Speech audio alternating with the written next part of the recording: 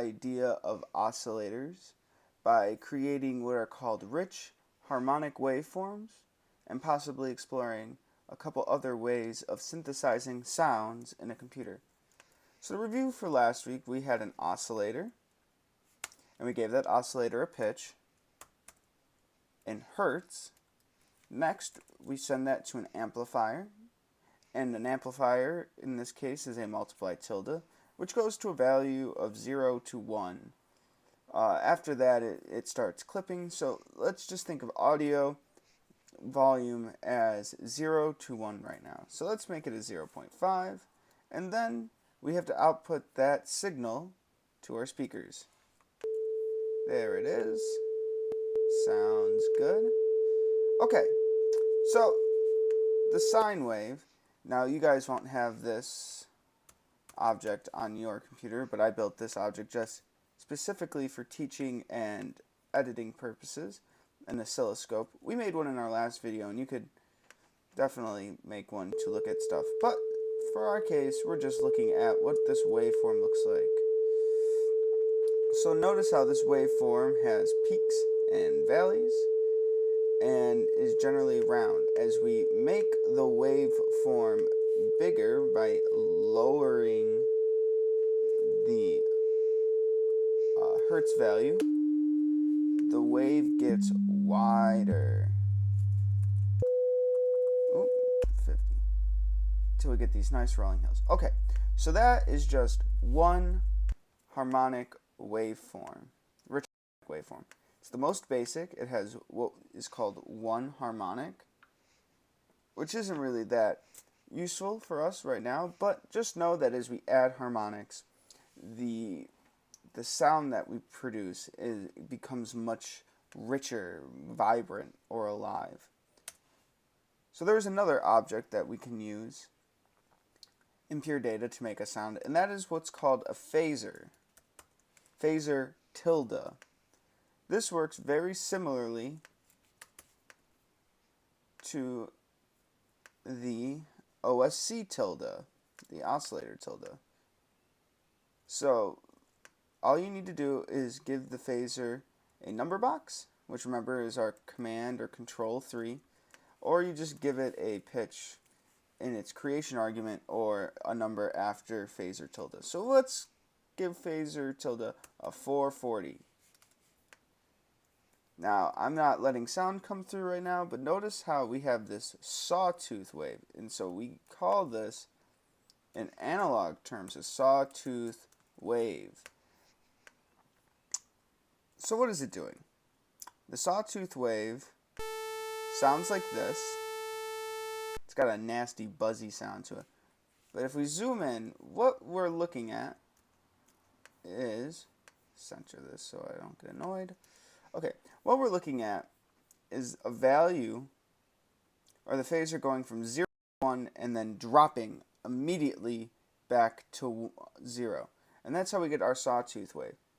Now this phasor can be used to read many, many things. But notice how the angle gets steeper as we go up,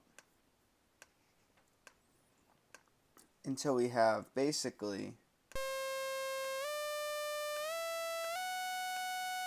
continually getting closer to a straight line. But it's this drop from 1 to 0 that our speakers can't physically do that causes that buzzing sound and that increased harmonic and partial activity.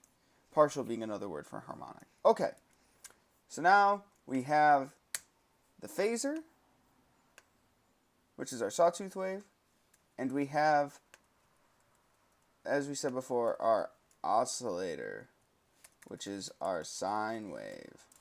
I'll just put equals oscillator so no one forgets. Okay, so we have two other rich harmonic waveforms. We're going to do the triangle wave next. The triangle wave. And it's exactly what you think it is. It is a wave that is made up of triangles. So it's going from 0 to 1 and then 1 to 0. So we already know an object that goes from 0 to 1, and that is our phasor. Next, we're going to do something called a DC offset, and that's multiplying our signal times 2. So we're going to do multiply tilde 2, and then we're going to do a minus tilde, or dash, but it's a minus 2, 1, minus tilde 1. And that's what's called our DC offset. That just puts it into a range that the computer can read, it puts it into a range that's appropriate for a triangle wave. You can do this on phasors too. It just makes the sound a little cleaner, but it's not necessary for just using a regular phasor. The last thing we're going to do is we're going to do A, B, S, tilde.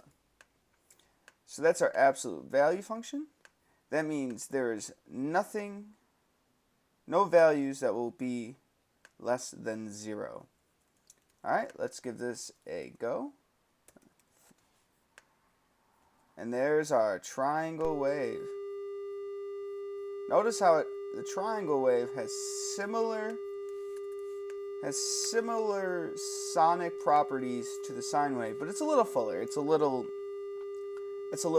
what we would say warmer. So sine wave is similar to the triangle wave, but only slightly. Again, as we decrease our hertz value, the triangle just gets wider. Alright, and so the last thing, you know what, I'm going to keep these here as an example. So let me just move this over. OSC is our, and our phasor is our sawtooth wave. Nah, that looks cleaner. Cool. Now the last one we have to do is our square wave. Our square wave, our classic 80 square wave, starts again with a phasor because we're reading values from 0 to 1. The next is we're going to write EXPR tilde. And now this is where things get tricky because this expression is a little more complicated. We'll walk through it slowly. First thing we're going to do is we're going to make a dollar sign, and then we're going to put a V, and then we're going to put a 1. So what this says is that some incoming value, which is our dollar sign in computer music talk, which is varying, which is our V, and it's our first value, so the first inlet, is greater than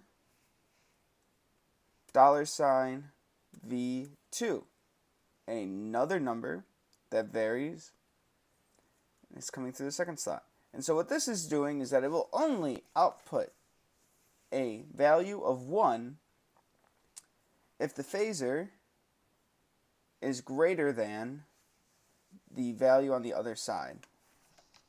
And since the phasor reads from 0 to 1, what we're going to do is we're just going to put some value less than 1 but greater than 0. How about 46? Let's plug that in and we'll see how it sounds. Let's give the phasor 440 as we've been doing the whole time. Now we have a classic square wave sound.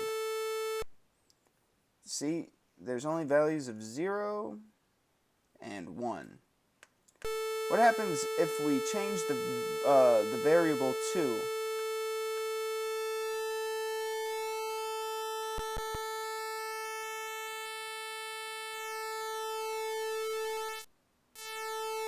See when you clip over 1. So by changing the value 2, we actually get different harmonic qualities. But notice how the 0 and 1 lines have been changing. Sometimes they're getting shorter, sometimes they're getting longer, depending on the value. What if we were to make an oscillator a low frequency oscillator, maybe of 0.5, and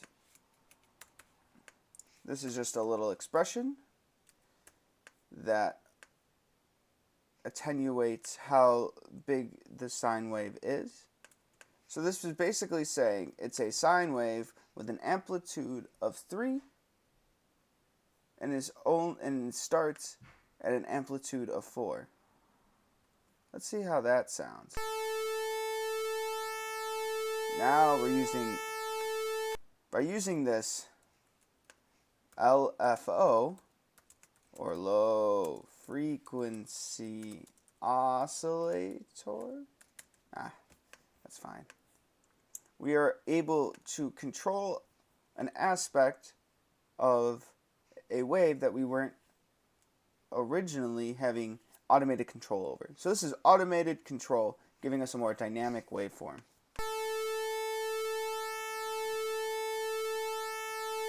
In fact, we can even plug in our phaser. Let's just do it here. Phaser. And see how that sounds.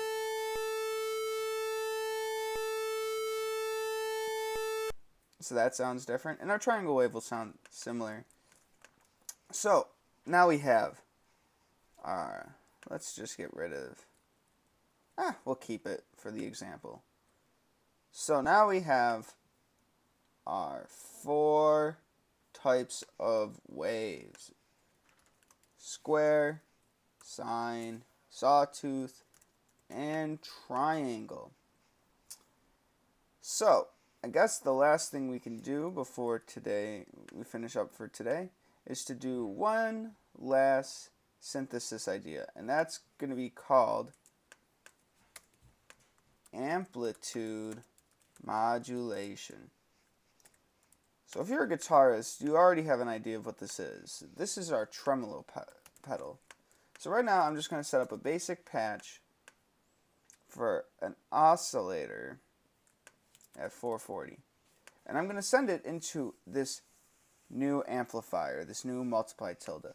But now what I'm going to do is I'm going to actually plug in another oscillator.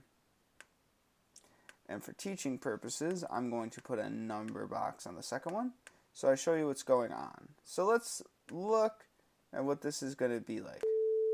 Now, with no value going into the oscillator, the second oscillator, so let's label this oscillator 2 and oscillator 1.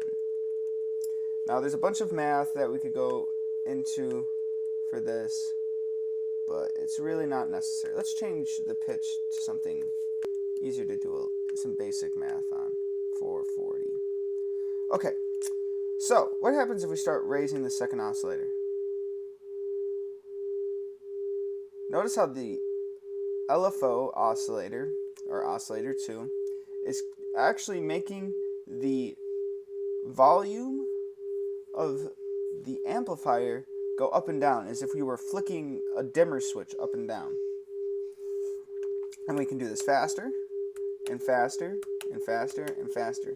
Now, the most basic logical next step would be, how fast can we do this until it doesn't sound normal anymore? And the answer is about 20. But in this case, maybe even just 15. We still have that bubbly quality to it. But 20, we start hearing something new. And this starts becoming a whole new pitch. What happens if we match pitch? Nothing much. But what if we have it? Look at that.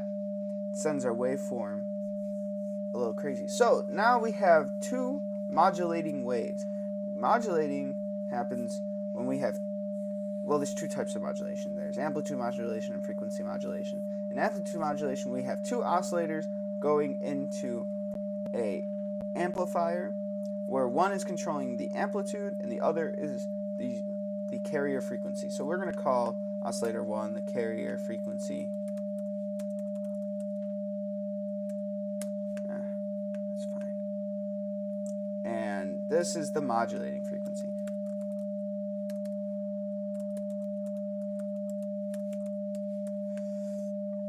So why is this important? Now we can add depth to a sound, either using a tremolo effect or this modulating frequency. So what happens if we add in our phaser?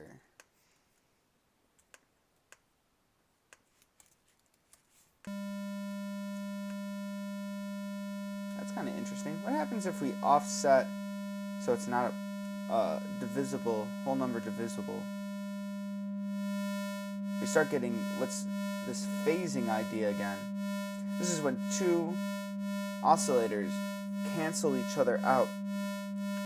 Back to 200. Let's look at this square wave that already has a modulator on it. It just has what's called the pulse width modulator. That's our whoa. It's a great sound. Oh, this needs to be 400. Alright, a little less interesting, but still kind of cool waveform effect. Let's hear that 440 again.